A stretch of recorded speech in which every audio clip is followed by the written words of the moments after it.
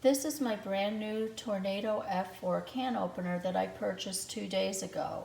Last night I put the batteries in so I could open these 2 tall cans of Allen's green beans. I put my Tornado on there, push that start button.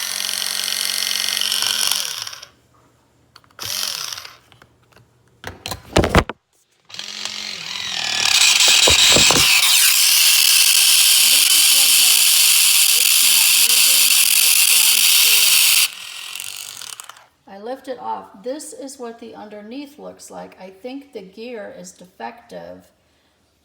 I don't even know where to begin with it. I'm going to take it back to Walmart and try and get it replaced. Not a happy camper with this one.